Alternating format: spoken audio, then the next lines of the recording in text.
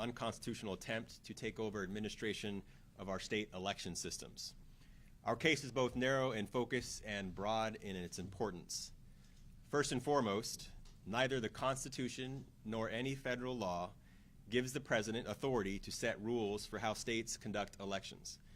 Let me just say that again.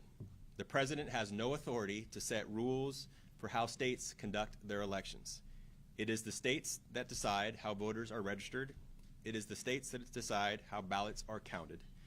It was Washington that decided to adopt vote by mail, which led to us having one of the highest rates of voting in the nation. Democrats and Republicans in our state have worked together to protect and expand participation in our democracy, and Washington has a robust, safe, and secure voting system.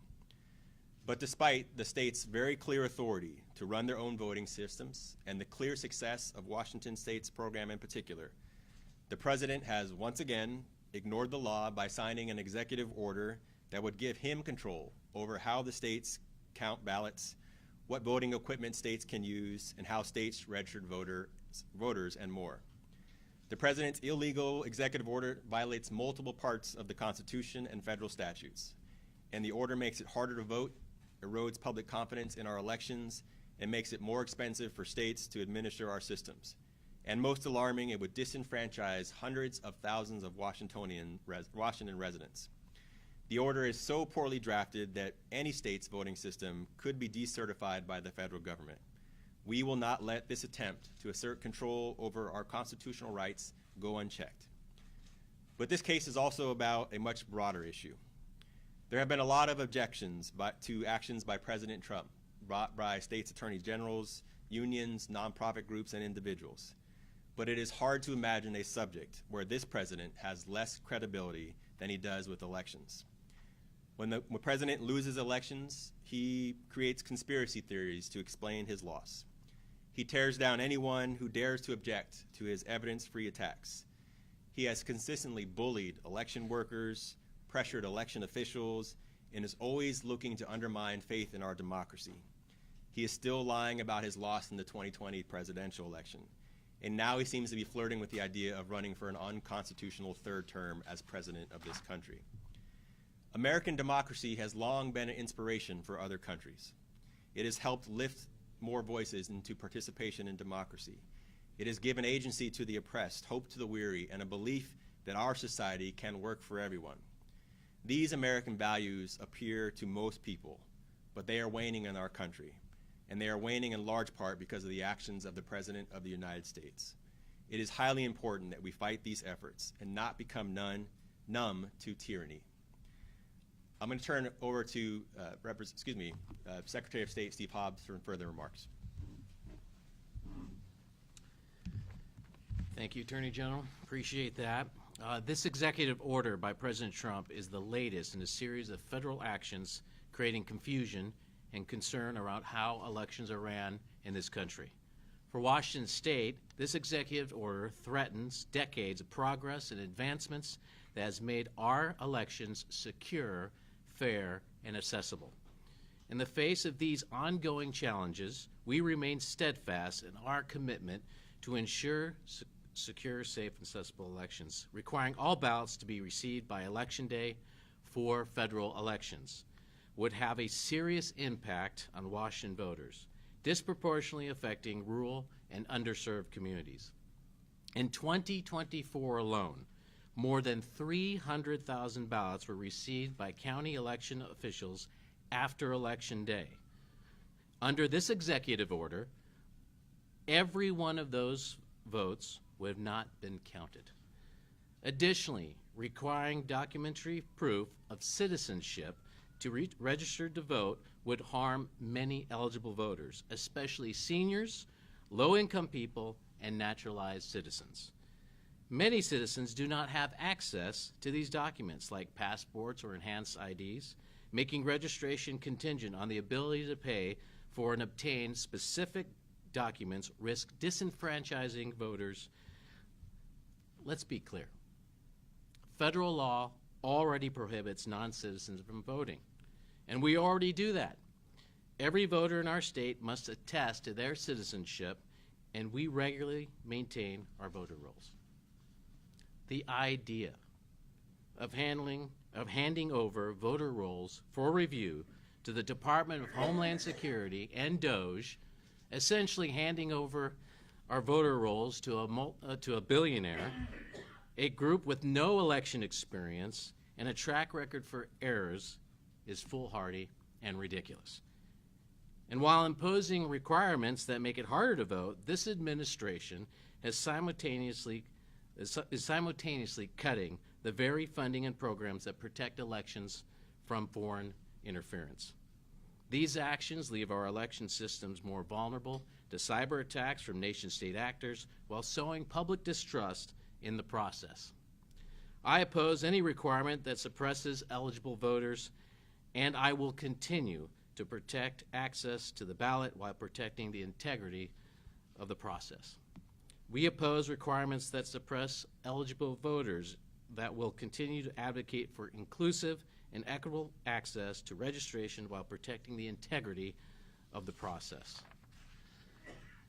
The U.S. Constitution guarantees that all qualified voters have a constitutionally protected right to vote and have their votes counted.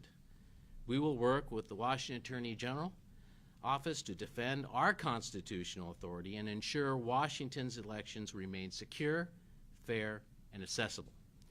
But it's up to you, the voter, to use that authority to let your federal government representatives know you want our elections to remain the shining example of how easy and accurate and reliable voting in Washington is.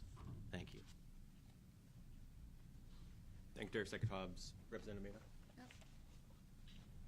Thank you and good morning. I'm Representative Charlotte Mena from the 29th Legislative District, and I'm also the chair of our State Government and Tribal Relations Committee overseeing elections and voting rights policy.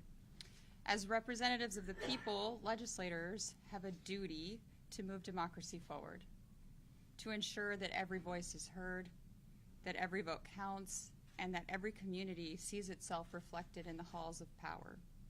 But our democracy and our ability to make it more accessible is under attack by this administration with this executive order. The progress that the legislature has made to enfranchise voter through various laws, including mail-in voting and automatic voter registration, are under attack. This executive order threatens millions of Washington voters. For me, the fight for voting rights is personal. My parents are Mexican immigrants. I grew up in the city of Pasco, majority Latino population, and despite growing up in an area where everybody looked like me, none of my elected officials did. It made government feel distant, and it made our needs feel insignificant. It wasn't until a federal Voting Rights Act case remedied the voter dilution in Pasco that we started to see a turning of the tide in representation. And we now have a state Voting Rights Act, as well as various other laws that help enfranchise voters. But just like in Pasco, other communities in Washington have endured unjust voting systems and voter suppression like we're seeing with this executive order. That's what it's intended to do. It's intended to silence voices and make people feel invisible. This is not new. We've seen it before in our country's history, from poll taxes to literacy tests. But the right to vote is given to citizens in the Constitution. It should not depend on how many obstacles you can overcome to cast your ballot. We will defend the progress that our state has made in the legislature, and we will do more to advance voting rights, to expand democracy, and to defend the protections that we have, from the Washington Voting Rights Act to language access to voting rights restoration. We'll stand with Attorney General Brown and Secretary Hobbs against this unlawful order today, and we will keep working to strengthen the laws we have now and keep working toward a truly representative democracy. Thank you. Thank you very much. Let me say a few other things before we take questions. I just want to mention a few other lawsuits that the state is involved in, and including a few additional cases that were filed today.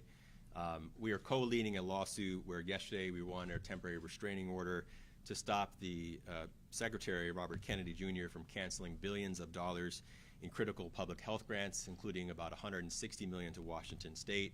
Really pleased that a Trump-appointed judge found the courage to issue a temporary restraining order in that case. This morning, we joined another multi-state lawsuit over the administration's illegal cancellation of additional grants by the National Institute of Health. This is our second lawsuit in that area. And we're also joining another case with 19 other states to protect a number of small agencies from funding cuts, including museums, libraries, worker rights agencies, and minority businesses. And also this morning, we filed our response in the U.S. Supreme Court to the Trump administration's request to stay the injunction that we received in our birthright citizenship case. We are now part of 11 lawsuits against this administration. And I'm sorry to say at this rate, it is headed. We will have more cases in the future. Happy to take any questions. Sir. Start off with the voting. When, I'm not familiar with this executive order at all. When did the state receive it? What was the Fed's rationale for it? And Oregon and Washington cannot be the only states with mail-in voting. Have other states with mail-in voting been hit with the same executive order? Well, the executive order was issued about a couple weeks ago, I believe. And we and Oregon filed a suit today, but 19 other states filed a case yesterday.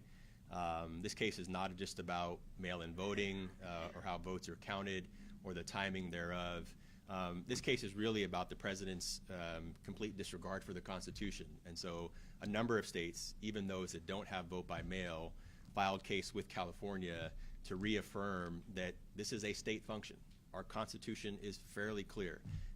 Only the Constitution and congressional action can dictate how states set their elections process. The president has no authority. And let me just say that again. The president has absolutely no authority to do what he is purporting to do.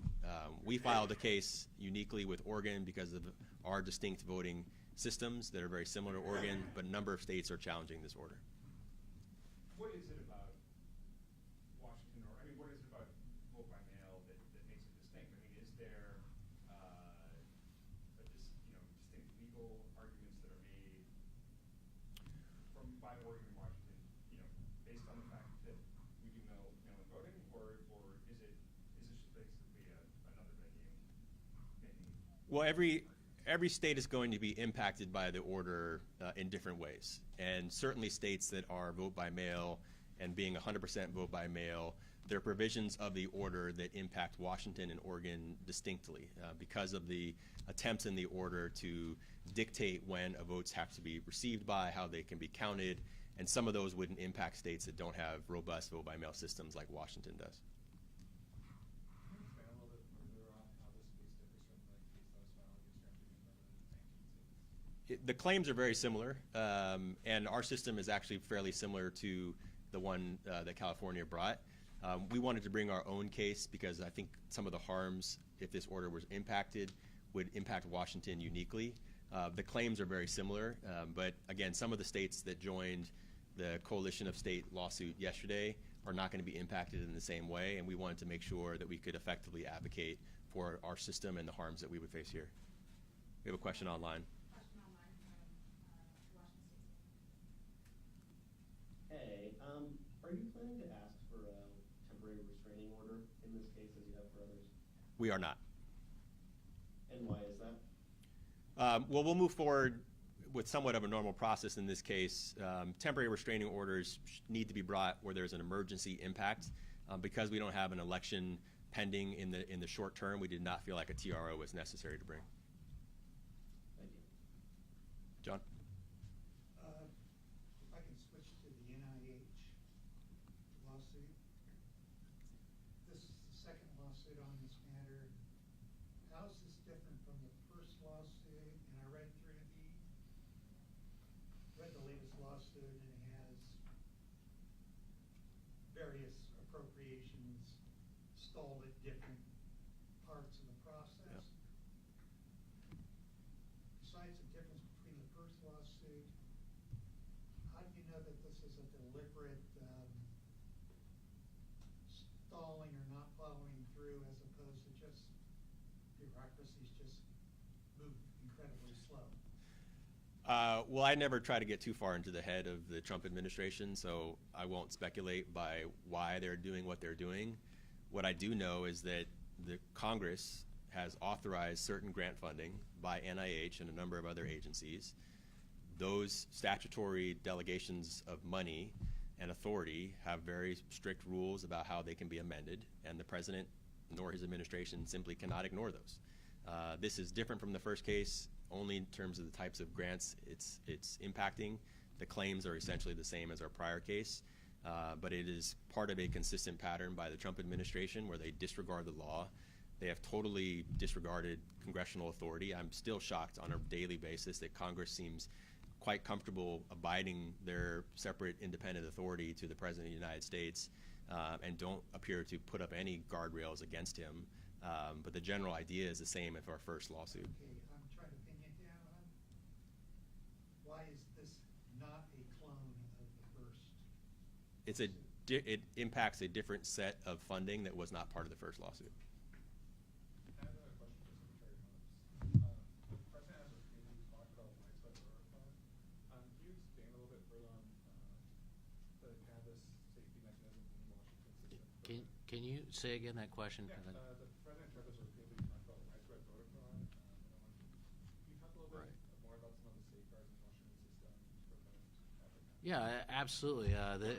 One of the things, just let's talk about the VoteWa database, which communicates with other databases and is part of ERIC, which is the Electronic Registration Information Center. So if somebody were to pass away, we will know about it. In fact, in this state, in the primary, with the Lands Commissioner race where we did that recount, we saw some people that had passed away, but the thing is they voted, signed their ballot, and they passed away in between. But that's how accurate our records are. Additionally, we'll know when somebody registers in another state, and we've actually caught people who voted in the same election twice. Unfortunately, people don't know about this, and especially the Trump administration surely didn't know about it, why they're passing this, trying to push this executive order. Any other questions? All right, thank you everyone for coming, appreciate it. Thank you. Thanks. Good work, guys. Everybody breathe out. It's, I was going to say, your rates are really good. Appreciate it. Yeah. Hey, can I arrange to get a copy of the executive order? Yeah. They'll make Derek. Okay. All right. And I think Well, Derek's- Derek's not working there anymore. He's working there. So what Oh, happened where was, is Derek? yeah,